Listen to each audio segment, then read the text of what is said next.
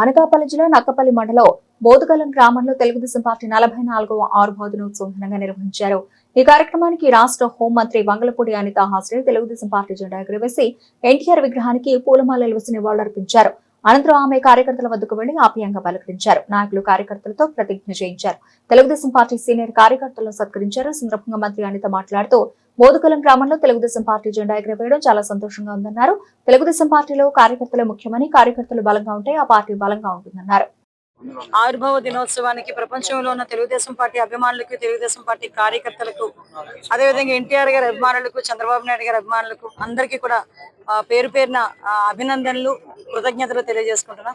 ఎందుకంటే 44 సంవత్సరాలుగా తెలుగుదేశం పార్టీ జెండాను మోసి ఎన్ని అడ్డంకులు వచ్చినా, ఎంతమంది అవమానించినా, ఎన్ని ఆటంకాలు వచ్చినా కూడా వాళ్ళన్నింటినీ దాటుకొని తెలుగుదేశం పార్టీ నిలబెట్టడానికి ఈ రోజు కృషి చేసిన తెలుగుదేశం పార్టీ కార్యకర్త ప్రతి ఒక్కరికి కూడా పేరు పేరున ధన్యవాదాలు తెలియజేసుకుంటూ వాళ్ళందరికీ కూడా పాదాభివందనం చేసుకుంటున్నాం. ఎందుకంటే తెలుగుదేశం పార్టీ ఉన్నది కాబట్టి మేమందరం కూడా ఈ రోజు రోడ్ల మీదకి వచ్చి ఇంత చక్కగా మా పరిపాలన సాగించడం కానీ, ప్రజల్లో కూడా తలెత్తుకొని నిలబడేటట్టుగా మేము ఉన్న పరిస్థితి కూడా మీ అందరికీ కూడా తెలుసు. అటువంటి తెలుగుదేశం పార్టీ కార్యకర్తలు చేసిన త్యాగం కానీ, వాళ్ళు చేసిన పోరాటం కానీ, 44 సంవత్సరాలుగా తెలుగుదేశం పార్టీని ఎక్కడా కూడా చిన్నది కూడా కదపనివ్వకుండా చేస్తుందంటే అది తెలుగుదేశం పార్టీ కార్యకర్త తాలూకా బలం. ఆ బలాన్ని ఇచ్చిన కార్యకర్త ఎప్పుడూ కూడా సంతోషంగా ఉండాలి. అన్ని విధాల పార్టీ కూడా ఆదుకుంటుంది. అన్ని విధాల పార్టీని నమ్ముకున్న ప్రతి ఒక్కరికి కూడా ఈరోజు న్యాయం జరుగుతుందని నమ్మకంతో ఈరోజు పార్టీ కార్యకర్తలు అందరూ పనిచేస్తున్నారు. వాళ్ళందరికీ కూడా మరొకసారి నేను అభినందనలు, కృతజ్ఞతలు, శుభాకాంక్షలు తెలియజేసుకుంటూ ఈరోజు ఈ పార్టీని అంటే ఎన్టీ రామారావు గారు ఆవిర్భావం చేసిన తర్వాత ఈ పార్టీని భుజాన్ని ఎత్తుకున్న గౌరవ చంద్రబాబు నాయుడు గారు కూడా ప్రత్యేకంగా కృతజ్ఞతలు తెలియజేసుకోవాలి.